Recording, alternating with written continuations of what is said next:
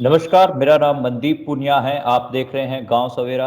आज हम आपसे मिलवाने जा रहे हैं शंभू घटक जी को। शंभू घटक जी का परिचय ये है कि वो जो सरकारी या फिर गैर सरकारी संगठनों के बहुत मुश्किल वाले कागजात होते हैं, जो रिसर्च होती हैं, जो रिपोर्ट्स होती है, उनको आसान भाषा में जनमानस तक पहुंचाते हैं।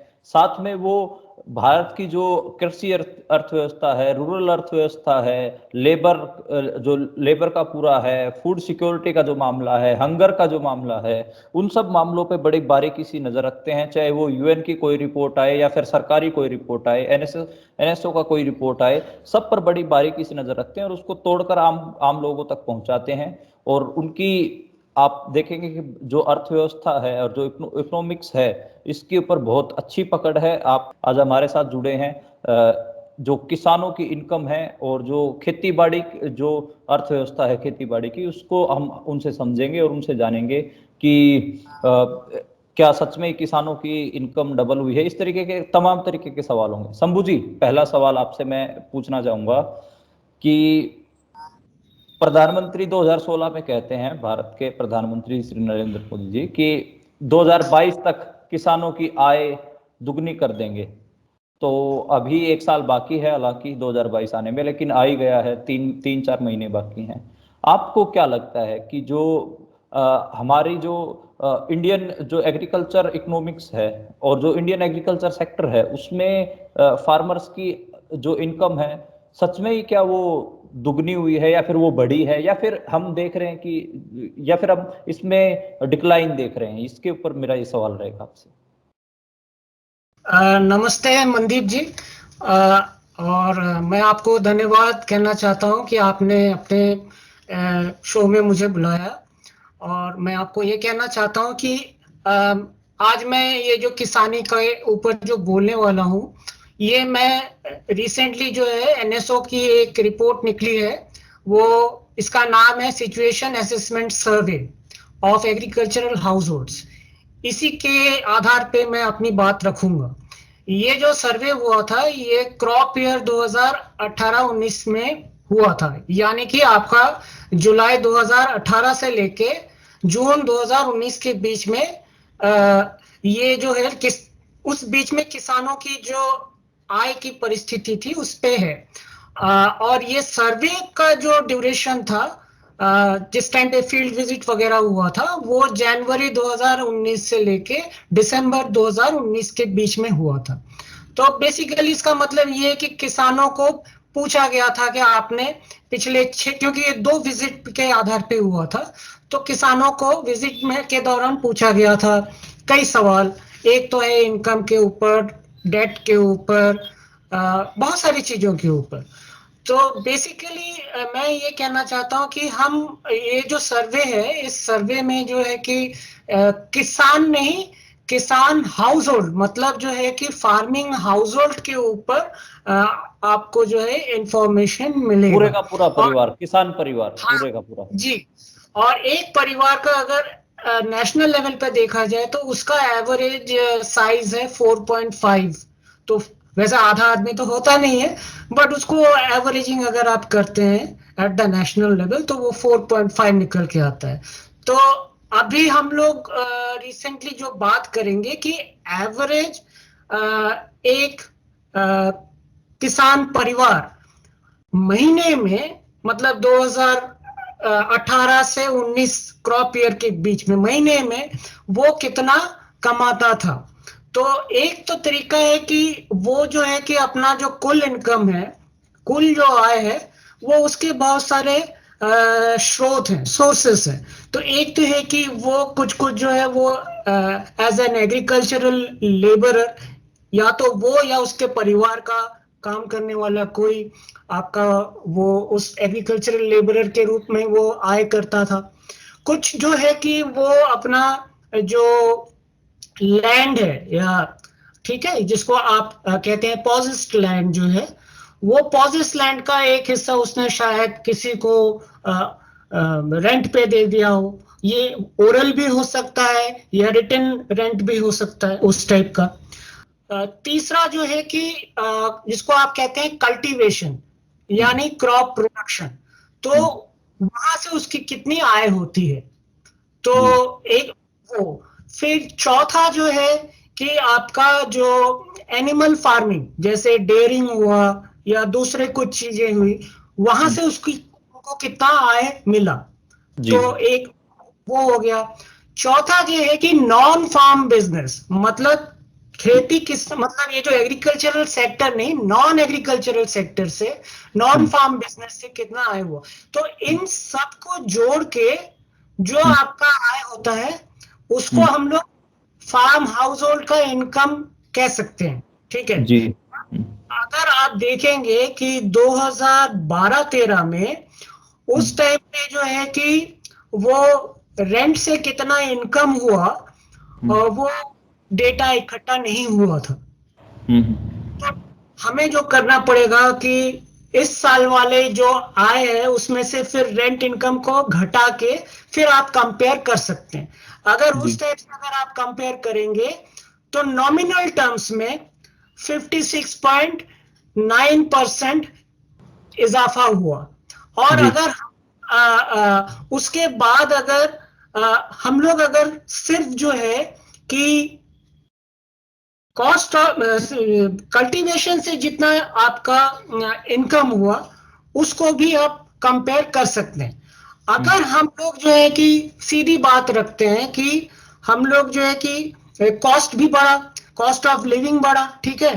तो हम्म अगर हम लोग कॉस्ट ऑफ लिविंग को हम लोग दो ढंग से देख सकते हैं। एक तो है कि rate of inflation on the basis of CPI combined, consumer price index combined, जो रूरल अर्बन दोनों को मिला के। और एक दूसरा है जो सीपीआई रूरल है, ठीक है। तो उस ढंग हम्म से अगर देखेंगे, अगर सोचिए कि हम लोग, तो पहली बात तो ये कि मीडिया वालों ने बताया पहले कि 59% इजाफा हुआ है नॉमिनल इनकम में, और उसमें उन लोगों ने जो है कि रेंट इनकम को डाल दिया था। रेंट इनकम को घटा के हम लोगों ने देखा कि नॉमिनल इनकम बढ़ा है 56.9%। अब हम्म हम लोग अगर एडजस्ट करते हैं इन्फ्लेशन के साथ तो हम्म वो संख्या और भी कम है। और हम्म अगर हम लोग सिर्फ जो है कि कल्टीवेशन से क्या आय हुआ है हम्म उसको अगर हम लोग इन्फ्लेशन से एडजस्ट करते हैं तो हम देखेंगे कि वो नेगेटिव में है। यानी हम्म कि रियल इनकम फ्रॉम कल्टीवेशन, वो जो है खेती बाड़ी से खेती प्योर बाड़ी खेती। से जो आय हुआ है, अगर हाँ हम लोग मूल्य वृद्धि के साथ उसको एडजस्ट करें तो वो नेगेटिव हुआ, यानी घटा है, बढ़ा नहीं है।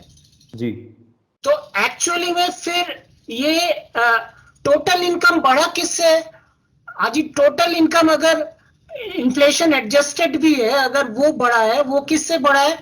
वो बढ़ा है एनिमल फार्मिंग से, जो इनकम बढ़ोतरी हुई है, इनकम की बढ़ोतरी हुई है उससे। हम्म और जो है कि वेज इनकम से जो बढ़ोतरी है उससे। और ये इन्फ्लेशन एडजस्टेड वाला। बट अगर inflation adjusted, we are talking about only the cultivation, income from cultivation, तो वो तो पूरा नेगेटिव में गया है, वो तो घटा ही है। तो जी मतलब हम लोग ये कह सकते हैं कि किसानी अपने आप में जो है वो, उससे कुछ मिला नहीं, उससे आय जो है घटा ही है। इसमें ये एक इसमें एक दो चीजें भी हैं। जैसे एक है कि आप नॉन फार्मिंग बिजनेस है इसमें, और एक शायद लेबर का भी है, आप दिहाड़ी मजदूरी आप करते हैं। तो क्या आपको लग रहा है कि किसान एक हिसाब से शहरों के लिए, या फिर क्योंकि माइग्रेशन बहुत होती है भारत में, शहरों के लिए सस्ता मजदूर बन गया है, या फिर वो अपनी खेती किसानी से इतना फायदा नहीं हो रहा, इस वजह से दूसरी जगहों पे हाथ आजमा रहा है?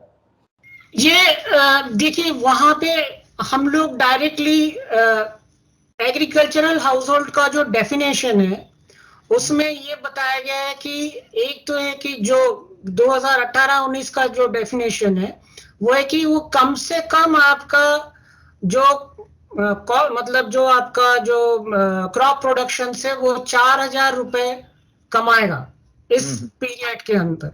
और जी दूसरी बात ये है कि आ, उसके परिवार का कोई ना कोई पिछले 6 महीने में 30 दिन से अधिक उस पर्टिकुलर यानी क्रॉप प्रोडक्शन में लगा होगा। तो अगर वो हम लोग ये कहें कि वो शहर की तरफ पलायन कर गया हो, तो पहली बात है कि उसको हम लोग एग्रीकल्चरल हाउस होल्ड में नहीं रखेंगे जी। तो वो वाला हम लोगों को थोड़ा सा सोचना चाहिए कि हम लोग जब एग्रीकल्चरल हाउस होल्ड की बात कर रहे हैं तो उसका डेफिनेशन के अनुसार वो एग्रीकल्चरल हाउस होल्ड तभी हो सकता है जब ये चीज वो फुलफिल करता है।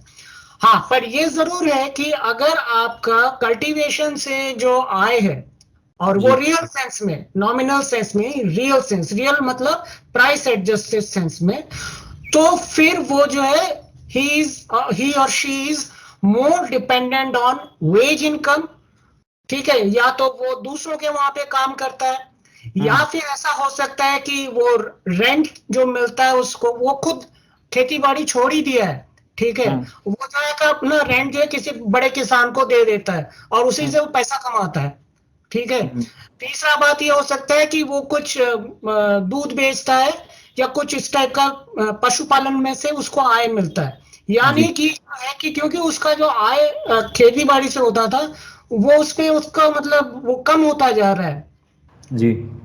अच्छा, एक एक ये 3 कृषि कानून आए हैं, इनके उनको लेकर भी बात हो रही है कि अगर हम ओपन मार्केट कर देंगे तो उससे जो पीडीएस सिस्टम के लिए जो सरकारी खरीद होती है उसका क्या होगा। और दूसरा मतलब व्यापारी वर्ग तो बड़ा जो ट्रेडर है वो तो स्टॉक कर लेगा खरीद के सारा, क्योंकि स्टॉक लिमिट भी आपने हटा दी है।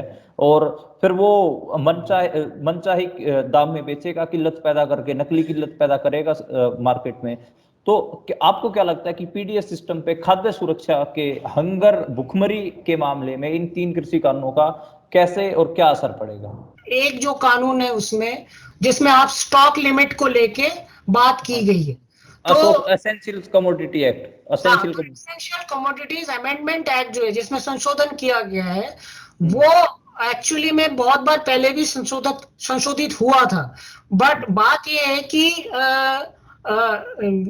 ऐसा माना जाता है कि जब विपरीत परिस्थितियां होती है या कंडीसिव परिस्थिति नहीं होती, जैसे अगर सूखा हो गया या कहीं बाढ़ आ गई या किसी किसी देश के साथ हमारा युद्ध हो रहा है, तो ऐसी परिस्थितियों में जो है कि तभी जाके या एक पर्टिकुलर सीमा के बाद या 50% या उसके बाद जो है कि जब अगर इन्फ्लेशन बढ़ जाए तभी जाके जो है कि आप इस कानून का इम्प्लीमेंटेशन कर सकते हैं। और शायद कुछ कुछ कमोडिटीज को हटा भी दिया गया है कि इनके ऊपर जो है, तो एक तो ये है कि इसमें भी वही वाला इकोनॉमिक्स वाला है कि जितना कम जो है कि स्टेट का इंटरवेंशन हो ताकि फ्री मार्केट उसमें वो कर सके। पर बात ये कि क्या फ्री मार्केट अपने आप में वो फ्री है?